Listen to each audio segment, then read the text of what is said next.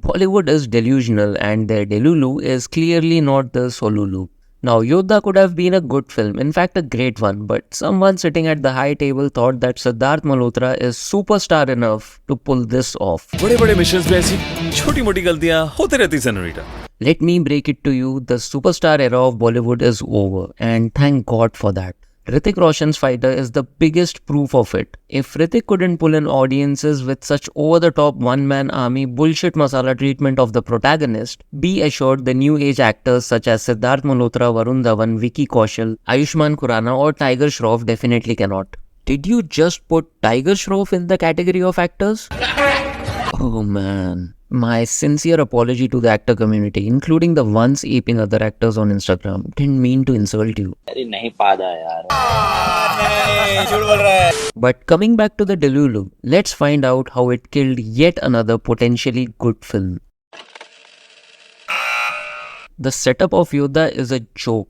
The first 45 minutes or so hardly matter. It doesn't add any value to the story other than cringy dialogues and hero worship syndrome Bollywood suffers with. But there is this awesome hijack scene in the first 45 minutes. Oh yeah, it was great and I will get to that scene later in the video. But before that, let's address the fuckery of the setup. Our hero Arun Katyal is somehow recruited and ranked up to head the Yodha task force, which was founded by his father. I guess Indian defense is also led the same way Bollywood is, by nepotism. But anyways, his father dies off screen. Why, how, when isn't important because apparently father dying on duty is all he needs to get motivated to join the defense. अब इस शरीर पे या तो योद्धा का uniform होगा या फिर तिरंगा. And for some strange reason, he is clearly not planning to retire in one piece. Why this obsession with dying? I am really sick of this notion created by Bollywood that people join defense force with the prime objective of dying. तिरंगा लहरा कर आऊं, नहीं तो उसमें लिपट के आऊं, लेकिन आऊंगा जरूर. You do understand that's not their prime objective, right?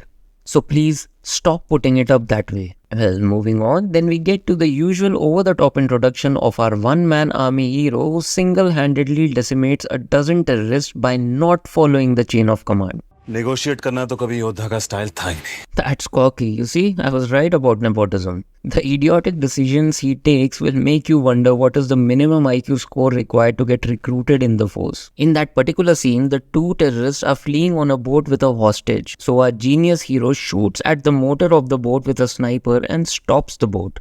Well, that's a smart move. Absolutely. And then he swims all the way to the boat to kill the terrorists. You what? Did you forget you have a sniper, you dumb fuck? And where are your teammates, frozen to death? And mind you, the terrorists also have guns. And this bitch of Aquaman swims underwater for half the length of the lake without getting noticed by them. So either he's an amphibious mutant or a teleporting alien. But then he does similar shit at least 5 times in the first 15 minutes of the film, one of them involving his wife where he somehow teleports to the backseat of her car. So, teleporting alien it is. Yeah, right.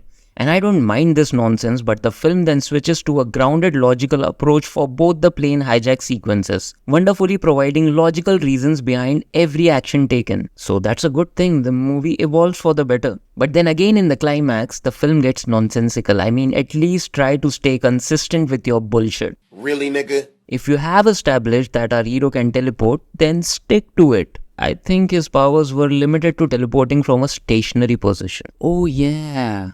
Yeah, that's right.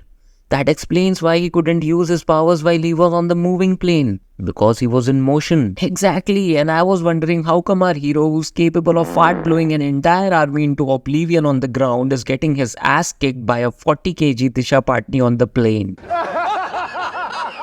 Anyways, this dumb fuckery is then followed by a needless romantic number.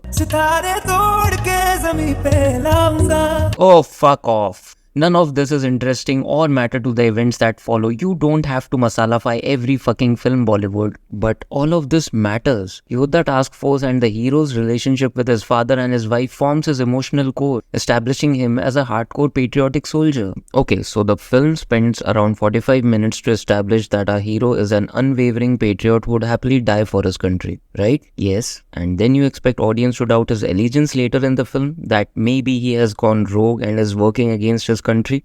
Maybe. Okay, I don't know about other masala shit lovers, but I didn't buy it. Maybe you are just assuming that the film wanted audiences to doubt our hero. Then that's even worse because there was an opportunity to do so. There's no way pleasing you, right?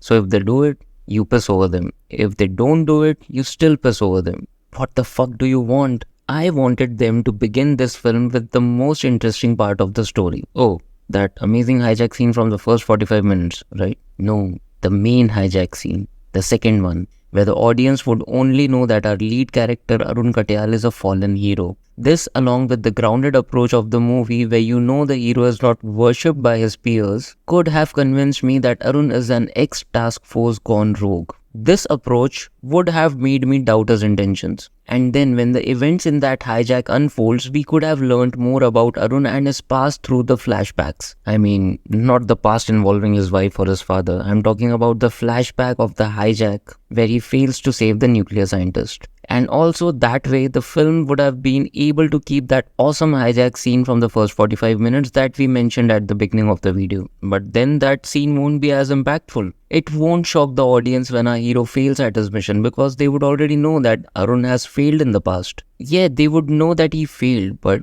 they won't know how he failed. And yes, it would reduce the impact of that scene, but you see, writing a story isn't easy. You have to make tough choices. It's just that as a writer, I would have gone with this approach. Oh, by the way, you can read my book on Kindle, The Rape Man's Diary. I have put the link in the description. You see, I made a few tough choices while writing it, so check it out if interested. Coming back to the Bollywood's DELULU, it was so simple. Only if they would have taken a grounded approach by avoiding over-the-top treatment of a hero, the movie could have been better. But then grounded films don't make 500 or 1000 crores. How does that even matter? I'm not a trade analyst, but let's try and break this down. 12th Fail was made at a budget of 20 CR and it earned 70, more than 3 times its budget. Yodha is made at a 55 CR budget. If they would have taken a grounded approach, that budget could have gone down by maybe 5 to 10 crores and the final product would have been close to the quality of Shershah. And with the help of word of mouth, it would have possibly made at least twice its budget. Yes, it would not have made 500 CR, but you must be again delusional to think that a Sidharth Malhotra film, no matter how masala-fied or massy it is, can cross even 150 CR mark. But at least we could have got a good film, but no,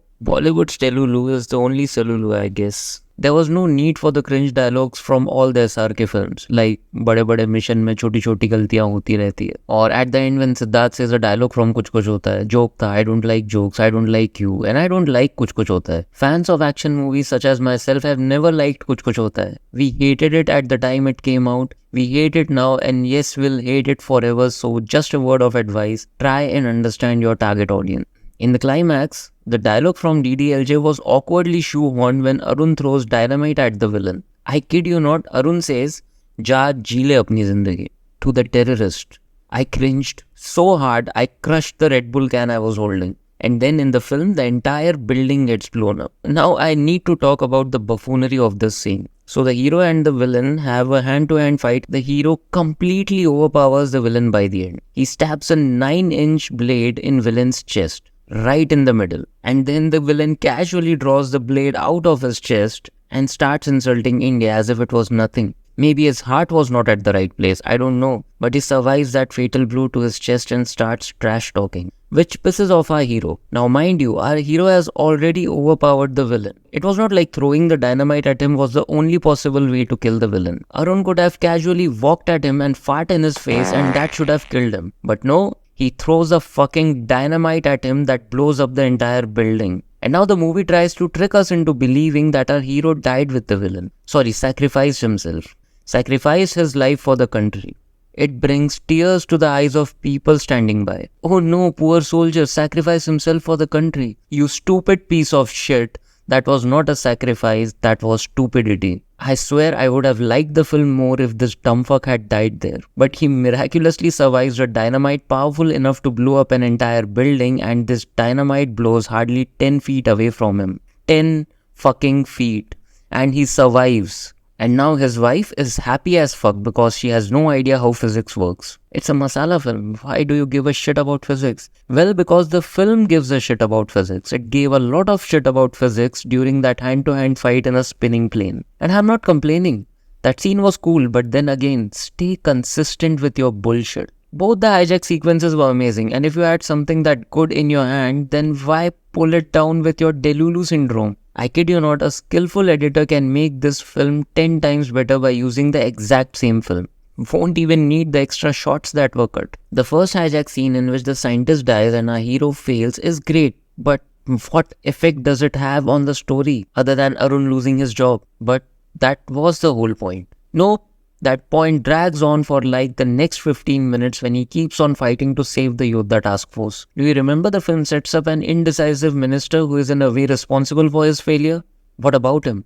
That subplot didn't get any closure. And this fight of his against the system completely destroys Arun's character. I'll tell you how. His fellow task force members take transfer and start serving India in whatever way possible. But this bitter man keeps fighting. And I would have been okay if his reason to carry on the fight was justice, but no, he keeps on fighting because the task force founded by his father was being shut down. I'll say it again. He was bitter because the task force his father founded was being shut down.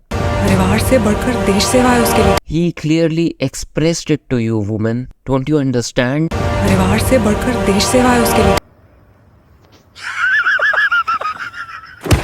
Omission of the Yodha task force subplot would not have affected the main plot of the film in any way. Also, it would have saved the film and its lead character from this embarrassment. The film would not have dragged like it did in its first act. But of course, the DELULU is strong with Bollywood. And still, I don't know why I haven't given up on Bollywood yet. Now I'm starting to think that I am a dumb fuck. But anyways, if you're interested in watching another Bollywood entity suffering from DELULU, do check out Gadar 2 Rant. And until the next video comes out, go fuck yourself.